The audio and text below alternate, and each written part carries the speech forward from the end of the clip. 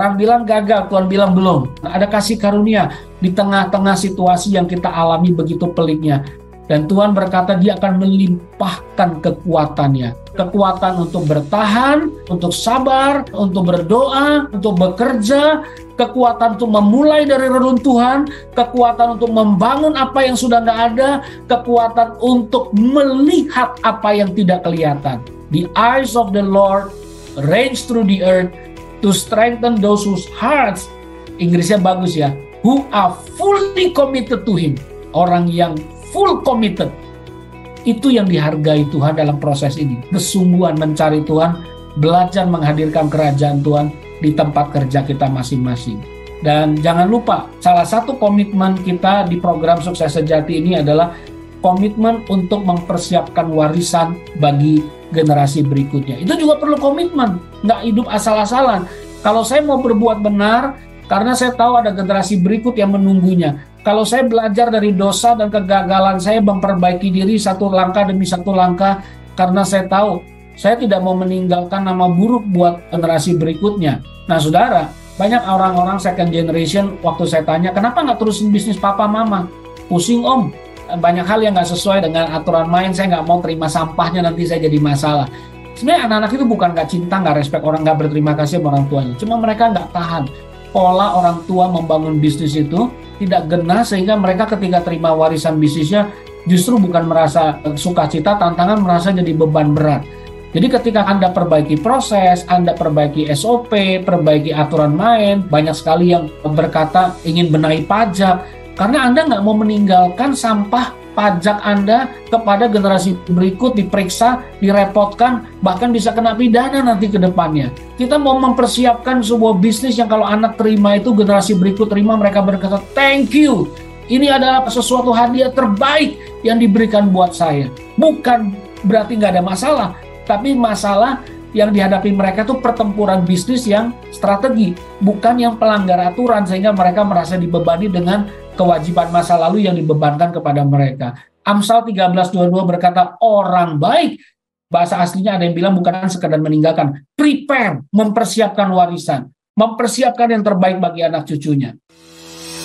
Surviving Business and Job Climate Change in 2023. Ikuti program Sukses Sejati 2.0 Blended Learning batch yang ke-7 untuk para pemimpin, profesional, dan pengusaha dimulai 27 Mei 2023. Dapatkan inspirasi yang menarik melalui sharing dari para pelaku bisnis yang berdampak di tempat kerja, usaha, serta komunitas. Dengan kombinasi pembelajaran digital dan Saturday Together secara onsite dan hybrid bersama top rated speakers, praktisi bisnis dan dunia kerja. Menghadirkan Julian Fu, Paulus Bambang, Heru Kumarga, Johono Esudirgo, Junaidi Lee, Yakub Kusmanto, Yonatan Nugroho. Untuk informasi dan pendaftaran kunjungi www.kbc.or.id/ssbl7 atau hubungi 0813 2678 3343. Dipersembahkan oleh Kingdom Business Community, a God-centered marketplace community.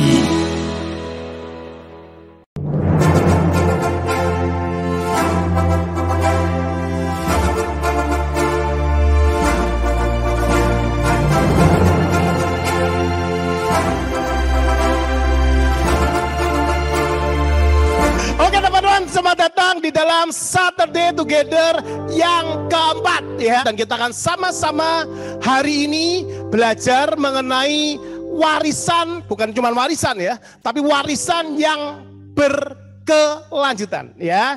Jadi di sini kita akan sama-sama belajar satu sesi yang sangat menarik. Hari ini kita akan belajar dari Pak Julian Fu, Managing Partner dari Q&Q Group.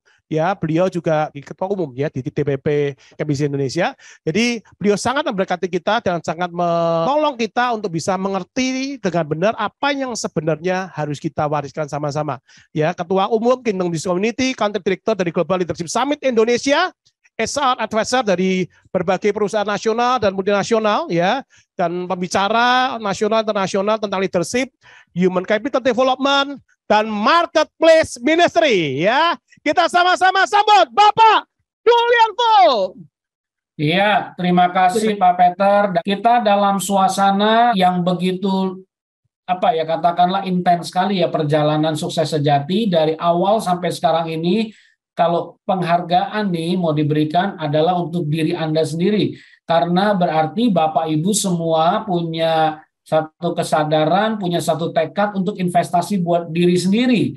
Ada yang bilang, Pak, panjang banget ya Pak program ini. Dulu waktu offline campnya cuma Sabtu Minggu selesai. Ya, ada plus minus. Ya, selesainya cepat, tapi kadang cepat lupa juga. Kalau ini kita kita bangun habit belajar, kita bangun habit untuk membangun kesadaran, kita bangun habit untuk mempelajari satu demi satu segmen yang bisa saya terapkan dalam pekerjaan. Jadi nggak kejar tayang.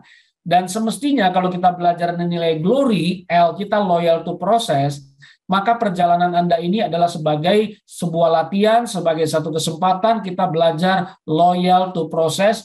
Karena di bisnis kita sering diajarkan shortcut, pokoknya cepat, ya segala sesuatu cepat dapat hasil, cepat kaya, cepat mendapat kemenangan.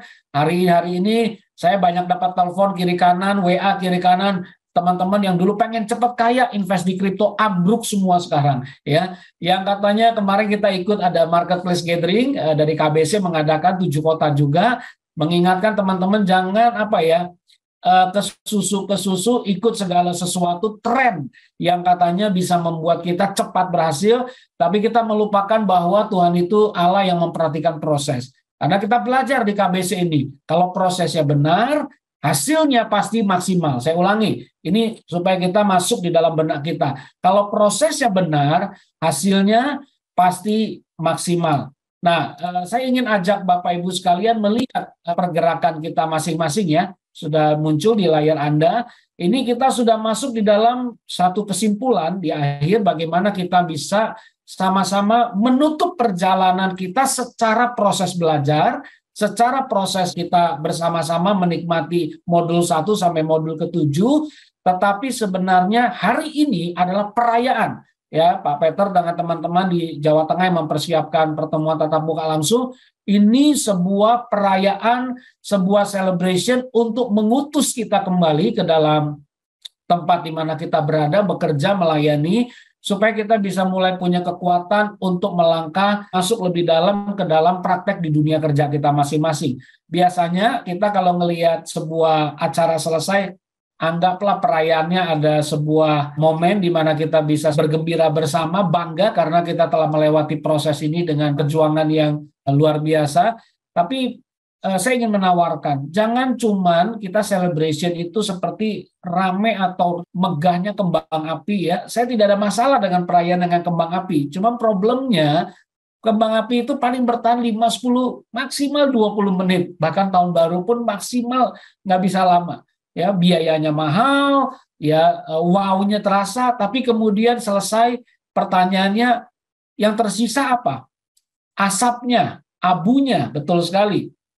Ya, dan kalau kita lihat, jangan sampai kita selesai dari program ini, kita happy banget, tapi udah 2 minggu, 4 minggu berjalan, kita udah mulai datar mukanya, udah mulai, ya, kelihatannya ini bisa nggak dipraktekin ya? Kok kayaknya yang diomongin dulu saya punya iman kencang banget, merasa didorong, dikuatkan, tapi udah praktek kok berat banget ya. Ya, tetapi kita ingat kembali bahwa kalau memang juru mudinya adalah Tuhan Yesus ya, kita nggak punya hak untuk banyak komplain, karena tempat paling aman itu adalah tempat di mana Allah dan rencananya ada di dalam kehidupan kita. Mau dibawa ke tempat yang sulit, selama ada juru mudinya Tuhan, kita bisa merasa aman, dan ini menolong kita untuk punya perspektif baru. Dan jangan sampai udah 2 bulan lagi kita kumpul lagi, mukanya udah berubah kayak yang ketiga. Kenapa? Karena kita merasa ada yang mengalami J-curve, kurva J, turunnya sampai ke bawah sekali. Jadi kalau mau mengalami J-curve, turunnya jangan tanggung-tanggung, supaya naiknya lebih kencang lagi kan, seperti berselancar seperti itu.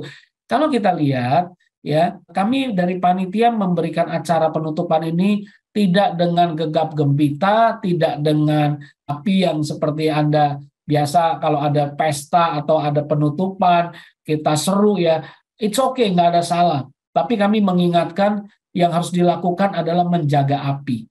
Jadi kalau bisa dititipkan, nanti saya akan berikan analoginya, Anda ini dikasih sebuah obor. Anda ini adalah pejuang sukses sejati. Ketika kita selesai, semua kita bukan alumni TOK. Kita adalah pejuang sukses sejati. true success warrior, ya. Dan semua kita dititipkan bukan kembang api, kita dititipkan obor yang kemanapun kita pergi, kita mempertahankan apinya terus menyala, ya. Obor itu kita titipkan karena Anda sudah melewati yang namanya modul terakhir. Berarti sudah siap untuk kami serahkan, kami titipkan, kami doakan, kami dukung teman-teman membawa obor sukses sejati ini menjadi warisan di tempat kerja, warisan di keluarga, warisan bagi generasi berikutnya. Dan kemarin ada cerita yang menarik, World Cup di Qatar 2022, mungkin buat pecinta bola pasti tahu ya, yang nggak nonton bola minimal denger-denger lah lagi heboh kejadian apa. Jepang dan Korea dari Asia yang underdog dikatakan tidak dianggap bisa masuk 16 besar, ternyata dua negara Asia ini bisa masuk ke 16 besar. Dan kemarin ada kejadian fenomenal yang mungkin sudah pada tahu, gol kontroversial Jepang melawan Spanyol, ya. Karena kenapa disebut kontroversial? Karena kalau Anda lihat yang baju biru itu dari Jepang itu dianggap bolanya sudah offside, sudah keluar.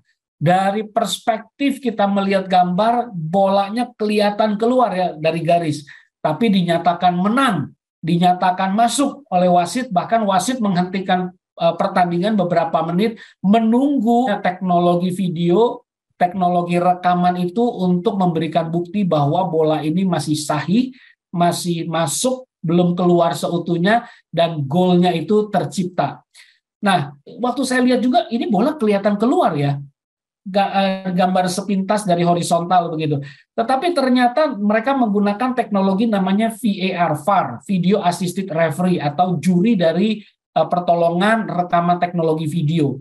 Dikatakan kalau dilihat dari kacamata perspektif kiri, kanan, horizontal, memang bolanya kelihatan udah keluar garis.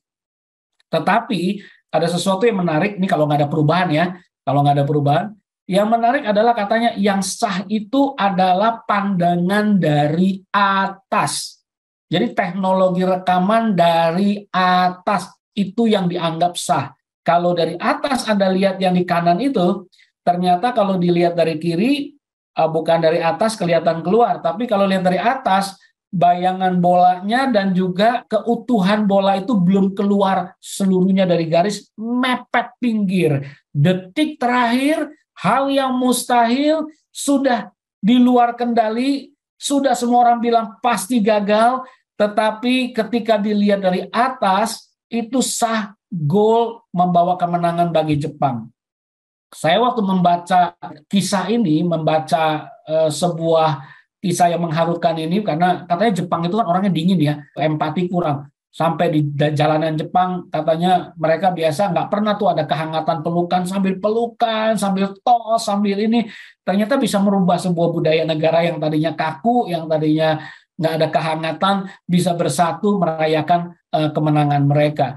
Saya jadi ingat dengan bisnis saya jadi ingat dengan pekerjaan Bapak Ibu, saya jadi ingat perjalanan sukses sejati batch ke-6 ini.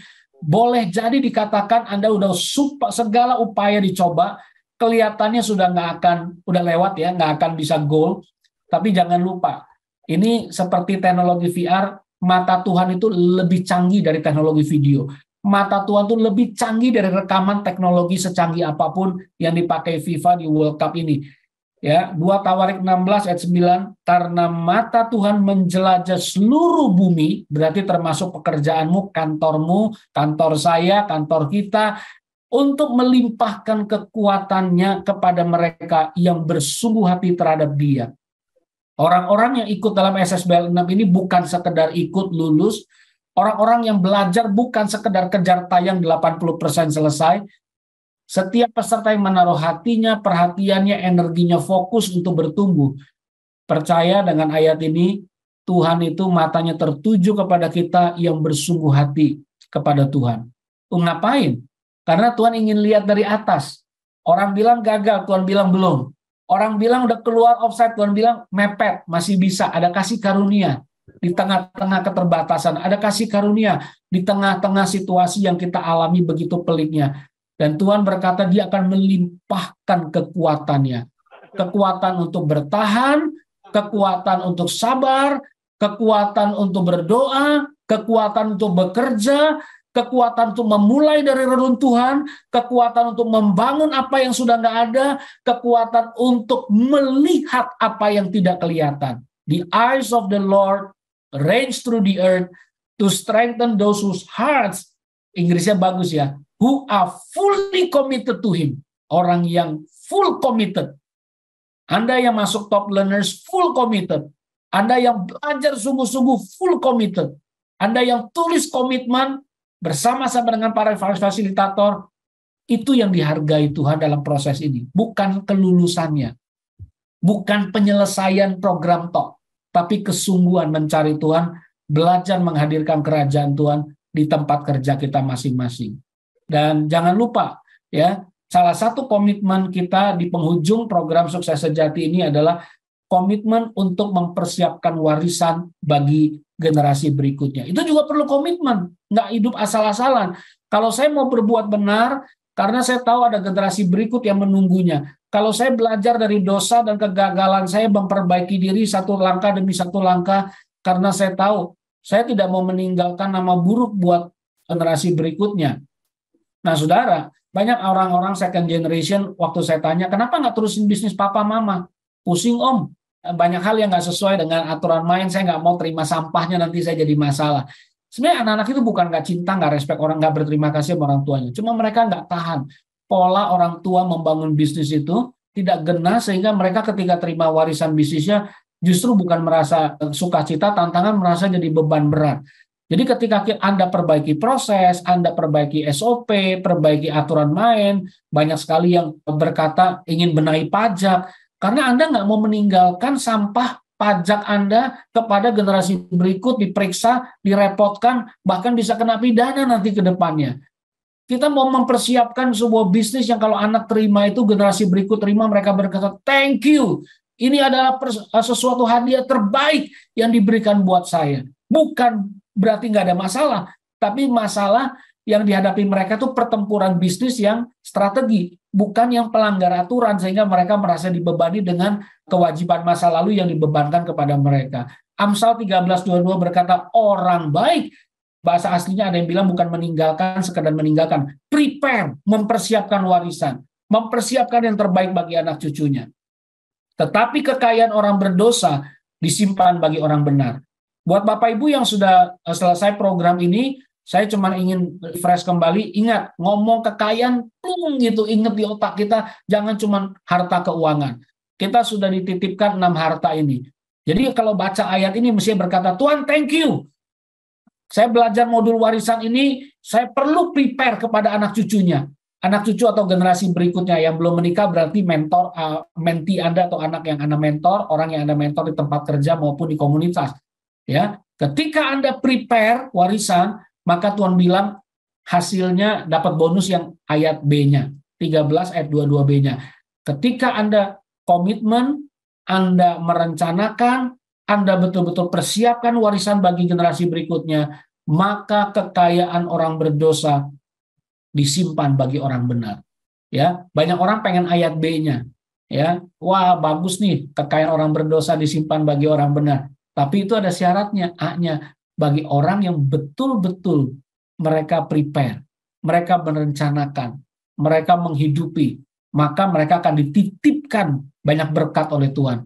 Dan bukan hanya berkat kekayaan secara nominal, ya, ada harta lain yang bisa dititipkan kepada Anda. Kalau Tuhan titipkan kekayaan bukan hanya harta benda, ada harta rohani, jiwani, tubuh, hubungan, dan sebagainya yang kita sudah pelajari. Ya, jadi ini adalah tantangan buat kita. Siap terima tantangan dari Tuhan di modul ini? Bagaimana caranya? Tadi kita bukan kasih kembang api. Anda dititipkan sebuah obor kehidupan, obor sukses sejati, sebuah maraton pertandingan diadakan di, ini saya diceritakan kisahnya ya, tapi analoginya buat saya menohok banget, karena dikatakan mereka ada sebuah perlombaan, diberikan obor, masing-masing mereka mesti melakukan sebuah perjuangan, mereka berlari menuju garis finish, tapi nggak boleh mati obornya.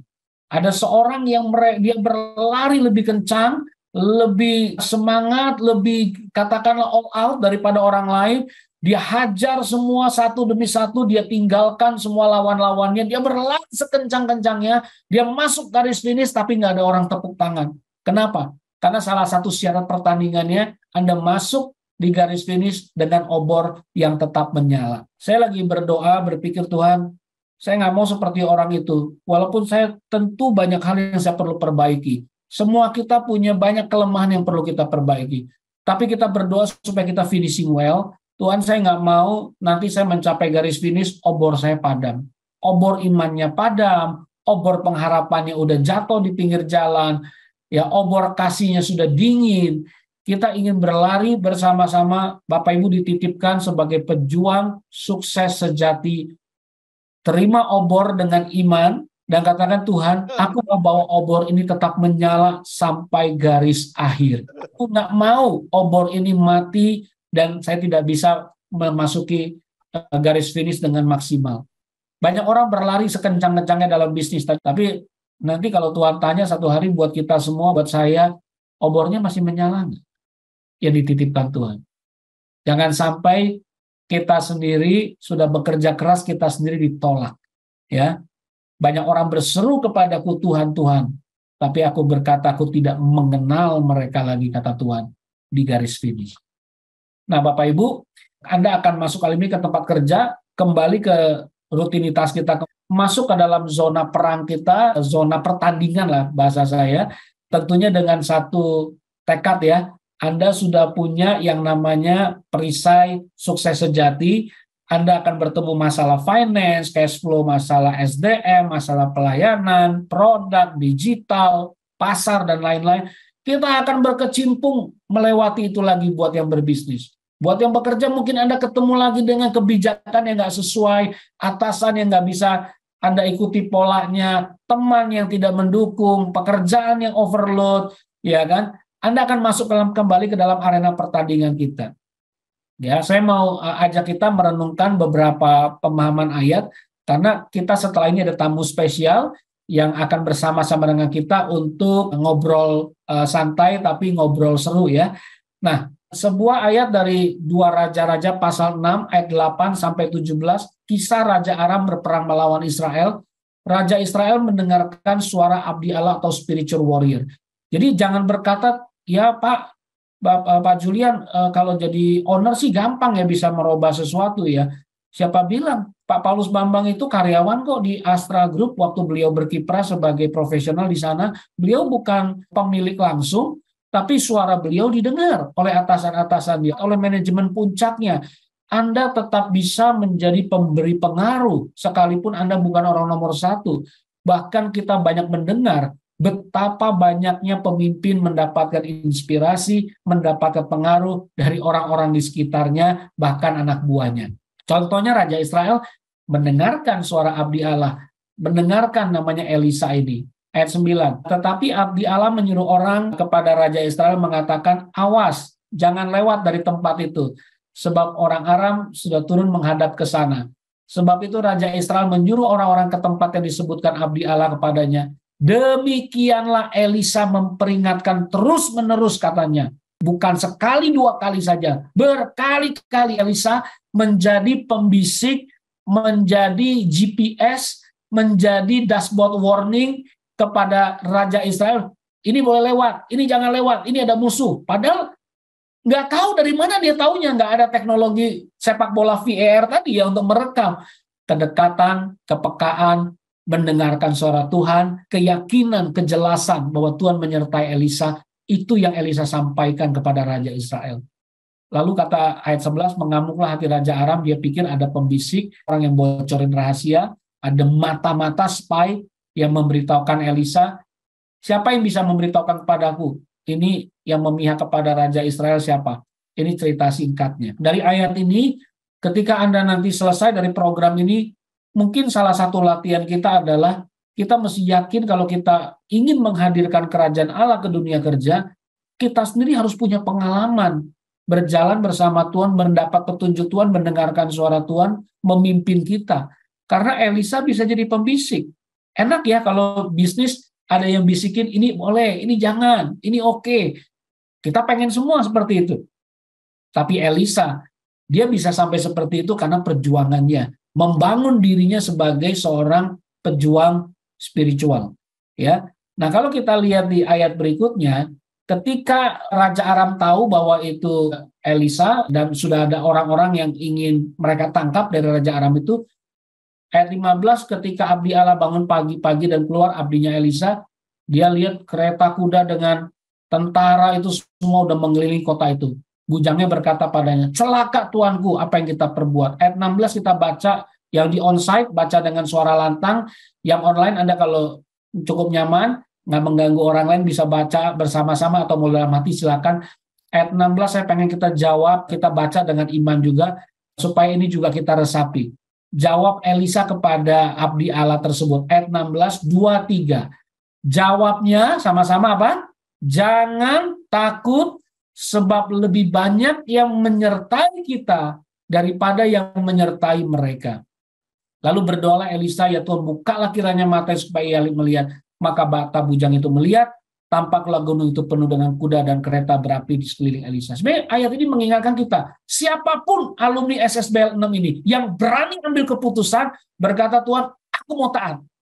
Aku percaya kalau aku tidak suap dan mendapatkan bisnis ini, karena aku tahu lebih banyak yang menyertai kami daripada yang menyertai mereka. Mereka boleh punya koneksi, mereka boleh punya kenalan, mereka boleh hantam dengan segala cara, mereka boleh bilang bolanya offside, tapi mata Tuhan menjelajah ke seluruh bumi untuk melimpahkan kekuatannya kepada kita yang bersungguh-sungguh hati, berkomitmen mempraktekkan, berkomitmen untuk taat. Lebih banyak yang menyertai kita daripada yang menyertai mereka. Saya selalu punya keyakinan, Tuhan, kalau saya berani ambil satu keputusan kecil, langkah kecil untuk taat, yang membackup saya nggak kecil, yang membackup saya seisi sorga. Kalau Anda mengambil sebuah keputusan karena firman, karena rasa hormat kepada Tuhan, karena rasa takut akan Tuhan, menghargai Tuhan, seisi sorga membackup keputusanmu. Dari mana Pak Julian tahu? Ini ayatnya. Lebih banyak yang menyertai kita daripada yang menyertai mereka. Loh Pak, habis begitu benar-benar kalah Pak dalam pitching. Oh ya, kan kita melihat bukan hasil sesaat. Jangan-jangan Tuhan mau kasih yang lebih baik. Jadi kalau Tuhan nggak kasih A, berarti Tuhan kasih B yang lebih baik. Cuma kita tuh suka nggak bisa terima. Kita tuh nggak bisa, kalau maunya kita nggak diikutin, kita susah. Jadi ayat ini mengingatkan kita. Kepekaan sama Tuhan, membuka mata kita, memberi ketenangan, memberi keyakinan, lebih banyak yang menyertai kita daripada yang menyertai mereka. Yang terakhir, Anda nanti baca cepat ya, ketika cerita kisahnya ayat 18, betul-betul dibutakan mata para tentara yang Aram itu, yang ingin menyerang mereka nggak bisa ngelihat jalan, akhirnya mereka ke tempat yang lain. Ayat 19, mereka masuk ke tengah kota, yang dimana banyak di Samaria itu banyak pasukan Raja Israel yang mengepung mereka. Ayat 20 lihat sama-sama nanti ya. Segera sesudah mereka sampai ke Samaria, udah sampai di kota di mana banyak pasukan Raja Israel, ya Tuhan bukalah mata orang ini supaya mereka lihat, dan mereka heran, mereka ada di tengah-tengah Samaria. Ayat 21, Raja Israel berkata kepada Elisa ketika melihat mereka sudah terkurung, kubunuhkah mereka Bapak? Ya ini bagusnya seorang raja mengingatkan seorang pemimpin kenapa butuh mentor. Supaya nggak belagu, nggak sombong, nggak merasa, wah ini kesempatan gue habisin mereka ini. Dia langsung berpikir nggak usah ngomong sama Elisa lah, mentor dia. Langsung hajar aja. Tapi enggak. Raja Israel berkata kepada Elisa, mau saya bunuh nggak mereka ini? Elisa menjawab dua-dua, jangan. Biasakah kau bunuh yang kau tawan dengan pedangmu, dengan panahmu? Tapi hidangkanlah makanan dan minuman di depan mereka, supaya mereka makan dan minum, lalu pulang kepada Tuhan mereka. Ini jurus terbalik, Bapak Ibu. Siapapun anggota SSBL 6 ini, termasuk panitia, Anda yang ingin melihat pengalaman bersama Tuhan yang unik, selalu ingat jurus terbalik. Ya, orang suruh jalan 1 mil, kita jalan 2 mil. Orang minta baju, kita kasih jubah, tampar pipi kiri, kita kasih pipi kanan kita. Ini semua jurus terbalik. Orang suap, kita belajar benar. Orang pakai bahan palsu, kita menghindari bahan palsu. Orang berkata, nggak mungkin berdoa itu ada urusannya dengan marketing. Kita percaya Masa depan ada di tangan Tuhan, itu jurus terbalik. Hidangkanlah makanan minuman, bukan dibunuh. Ayat 23, sejak itu tidak ada lagi gerombolan Aram memasuki negeri Israel, mengganggu mereka. Teman-teman, Bapak Ibu sekalian, bersedia nggak hari ini kita membuka hati kita? Siapa bilang kita nggak punya jiwa pembunuh? Lihat kompetitor, kita bisa pengen bunuh mereka, mematikan mereka. Kita nggak pengen lihat orang bersaing lebih besar dari kita. Kita nggak punya rasa syukur bahwa kalau orang lebih besar, mereka berarti sebenarnya diberkati Tuhan juga. Mereka juga mengentaskan pengangguran. Kan kalau mereka bertumbuh pasti rekrut karyawan. Kita punya mimpi besar, tapi sayangnya hatinya kerdil. Nggak bisa ngelihat orang lain lebih besar dari kita. Kita marah dengan orang kepercayaan kita yang keluar, kemudian berjuang di ladang yang sama. Kita merasa mereka berkhianat. Kita lupa. Kita pernah kerja sama orang juga dan kita ingin sukses juga. Kita lupa. Semua itu kasih karunia. Kita lupa 20 tahun kita bekerja bisnis. Masa kalah sama mereka yang 5 tahun baru belajar. Kita lupa bahwa yang menyertai kita lebih besar dari yang menyertai orang-orang yang ingin jahat kepada kita. Kita lupa sekalipun kita bisa bunuh mereka. Tuhan bilang, hidangkanlah makanan dan minuman di depan mereka.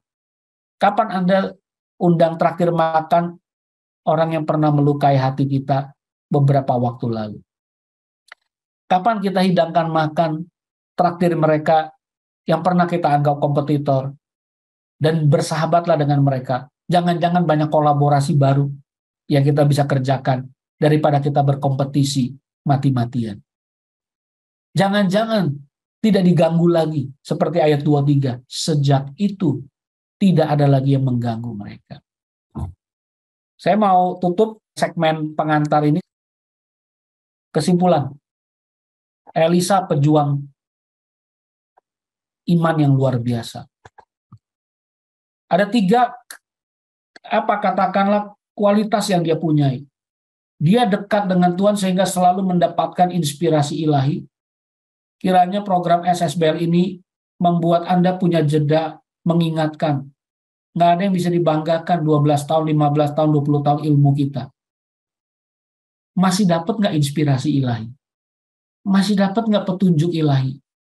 Masih dapat nggak bisikan Tuhan ini jangan? Jangan lewat situ. Jangan lewat sini. Masuk ke situ.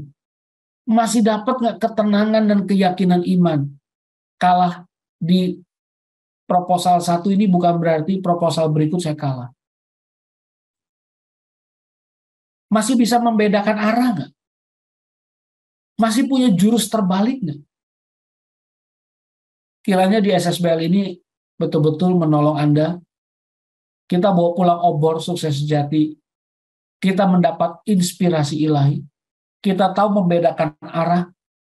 Saya harus pergi melangkah kemana. Dan kita punya jurus terbalik. Bukan membenarkan yang biasa, tapi membiasakan yang benar. Selamat untuk Anda bisa kembali ke arena pertandingan masing-masing. Dan ingat, lebih banyak yang menyertai Anda daripada yang menyertai orang-orang yang ingin bikin jahat kepada kita.